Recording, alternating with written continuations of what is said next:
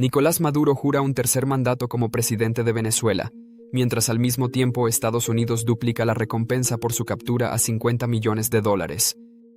Un hombre que levanta la mano en señal de poder frente a miles y que al mismo tiempo es acusado de narcotráfico, terrorismo y corrupción a nivel mundial. Mientras le confiscan mansiones, aviones y joyas valuadas en cientos de millones, Maduro responde movilizando a 4.5 millones de milicianos como si el país entero fuese un ejército. Y en este juego geopolítico no está solo. China lo protege en la arena diplomática. Rusia lo respalda con armas y contratos. El problema es que ninguno de esos aliados son los venezolanos que siguen huyendo del hambre y de la inflación. Hoy te contamos cómo Nicolás Maduro gobierna un país en ruinas, protegido por potencias extranjeras y perseguido por Estados Unidos. El 10 de enero de 2025, Nicolás Maduro se juramentó como presidente de Venezuela para un tercer mandato consecutivo. Ante un público cuidadosamente seleccionado y rodeado de un fuerte despliegue militar, levantó la mano como símbolo de continuidad. Pero esa ceremonia, que en otro país sería una muestra de estabilidad, en Venezuela se convirtió en un espectáculo de controversia. El G7, la Unión Europea y la mayoría de los observadores internacionales declararon públicamente que las elecciones carecieron de legitimidad. Acusaciones de fraude, manipulación del sistema electoral y represión contra candidatos opositores marcaron el proceso. En pocas palabras, Maduro celebra su permanencia en el poder, mientras gran parte del mundo lo desconoce como presidente legítimo. Y esto abre una pregunta clave. ¿Cómo puede un gobernante sostener su autoridad cuando los países más influyentes del planeta lo llaman usurpador? Mientras Maduro levantaba la mano para jurar un tercer periodo, al otro lado del continente Estados Unidos estaba levantando el precio de su captura. La recompensa por información que lleve a su arresto pasó de $15 millones a 50 millones. Para ponerlo en perspectiva, es la cifra más alta jamás ofrecida por un líder en funciones. Más incluso que la que alguna vez se ofreció por narcotraficantes de renombre como Joaquín El Chapo Guzmán. Las acusaciones no son menores.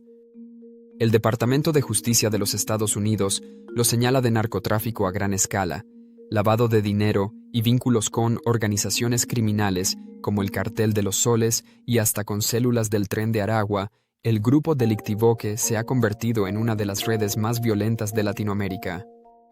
En la práctica, esto significa que Nicolás Maduro no es visto únicamente como un líder autoritario, sino como un capo internacional de la droga, al mismo nivel que los criminales más buscados del planeta. Y esa recompensa millonaria no solo es simbólica, es un mensaje directo a su círculo de poder. Cada general, cada funcionario cercano a Maduro ahora sabe que hay 50 millones de razones para traicionarlo. Mientras millones de venezolanos hacen filas interminables para conseguir pan, arroz o medicinas básicas, Estados Unidos reveló una lista impactante: los bienes de Nicolás Maduro y su círculo más cercano que fueron confiscados en el extranjero. Según el Departamento de Justicia, el valor de esas propiedades asciende a $700 millones. Entre ellos se incluyen mansiones en Europa y el Caribe, aviones privados, joyas, autos de lujo y cuentas millonarias. El contraste es brutal. Por un lado, un país donde la inflación destruyó salarios, donde la diáspora venezolana ya supera los 8 millones de personas que huyeron del hambre y la falta de oportunidades. Por el otro, un líder que, pese a sus discursos de defensa de los humildes, vive como un magnate blindado por fortunas escondidas en el extranjero. Esta imagen refuerza lo que muchos críticos repiten, que Maduro no gobierna como presidente de un pueblo en crisis, sino como el jefe de un cartel con un estado bajo su control.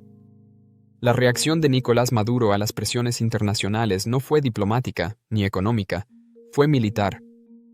Tras el anuncio del despliegue de 3 destructores estadounidenses en el Caribe, Maduro ordenó activar un plan especial de defensa nacional.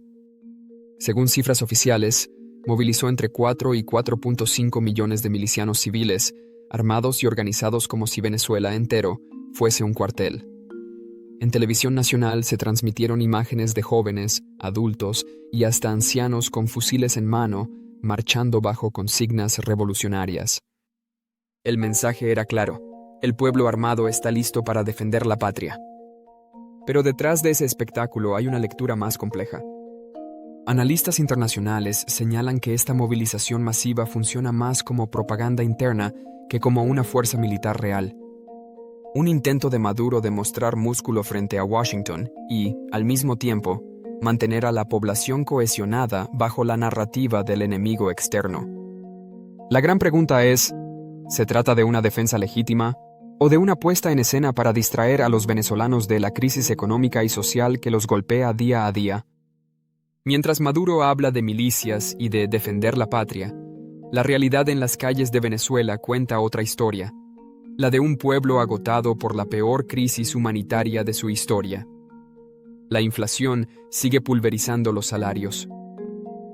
Un sueldo mínimo en Venezuela no alcanza ni para comprar 1 kilo de carne.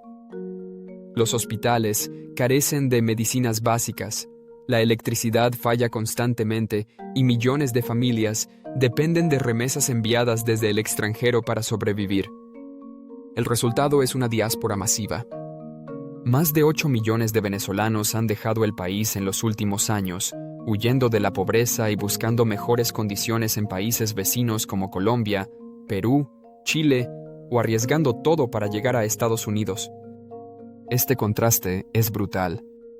Mientras Maduro asegura que Venezuela es territorio libre y soberano, las imágenes que recorren el mundo son de madres con niños cruzando fronteras a pie, de familias enteras vendiendo dulces en semáforos de ciudades extranjeras para subsistir. Y es aquí donde la narrativa de Maduro se desploma. Porque mientras Estados Unidos lo acusa de narcotráfico y corrupción, y mientras él presume de aliados como China y Rusia, son los ciudadanos comunes quienes pagan el verdadero precio de su permanencia en el poder. En medio de las acusaciones de narcotráfico y el despliegue militar estadounidense en el Caribe, apareció un aliado clave, China. Pekín condenó públicamente la presencia de destructores norteamericanos frente a las costas venezolanas, calificándola como una violación de la soberanía y una interferencia extranjera en los asuntos regionales. Para Maduro, estas declaraciones fueron un regalo político. El régimen venezolano las presentó como prueba de que no está aislado, sino respaldado por una de las potencias más influyentes del planeta. No es casualidad. Durante años, China ha consolidado su influencia en Venezuela a través de préstamos millonarios, acuerdos de petróleo y proyectos de infraestructura. Y ahora, en el terreno diplomático, funciona como un escudo protector, proyectando la narrativa de que Maduro no es un criminal internacional, sino una víctima de la presión estadounidense. El efecto es claro. Cada vez que Washington aprieta, China se encarga de suavizar el golpe con respaldo en organismos internacionales y discursos de soberanía. La pregunta es si este apoyo diplomático es suficiente para sostener a un régimen con acusaciones tan graves, o si solo prolonga lo inevitable. Si China es el escudo diplomático de Maduro, Rusia es el brazo armado que mantiene al régimen con oxígeno estratégico. Desde hace años, Moscú ha reforzado sus vínculos con Caracas a través de venta de armas, ejercicios militares conjuntos y cooperación energética.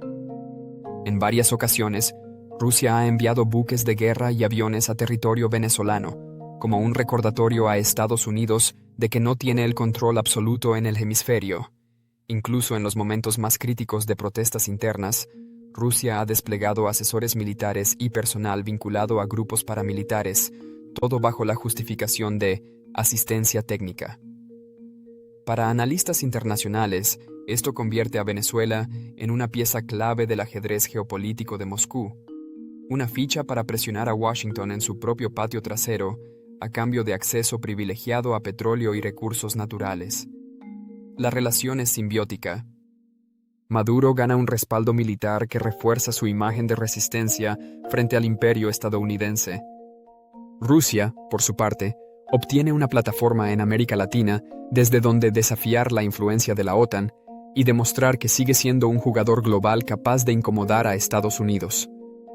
Lo que queda claro es que la permanencia de Maduro en el poder no depende únicamente de la voluntad del pueblo venezolano, sino del juego de potencias que lo sostienen como un peón útil en la confrontación global. Nicolás Maduro se presenta ante las cámaras como un presidente reelecto, con millones de milicianos detrás y dos potencias globales, China y Rusia, como respaldo. Pero al mismo tiempo, en los tribunales internacionales y en los pasillos de Washington, es señalado como uno de los criminales más buscados del planeta. Por un lado, celebra un tercer mandato en el Palacio de Miraflores. Por el otro, enfrenta una recompensa de $50 millones por su captura, la confiscación de cientos de millones en bienes y el rechazo de gran parte de la comunidad internacional. Y entre esos dos mundos, el del poder y el del cerco internacional, están los venezolanos. Millones que siguen huyendo del hambre, de la represión y de la falta de oportunidades. Millones que no tienen el lujo de las mansiones incautadas ni el poder de los discursos, sino la dura realidad de sobrevivir cada día. Maduro se sostiene gracias a un triángulo de tensiones: la persecución de Estados Unidos, el escudo diplomático de China y el respaldo militar de Rusia. Pero la gran incógnita es cuánto tiempo puede resistir un líder que necesita apoyos extranjeros para mantenerse en el poder, mientras su propio pueblo lo abandona. En este tablero, Maduro no es solo presidente de Venezuela. Es un fugitivo internacional, un aliado estratégico y un símbolo de cómo la geopolítica mundial puede sostener, o derribar, a un gobierno entero. La pregunta es: ¿cuánto más podrá durar este equilibrio antes de que caiga por completo?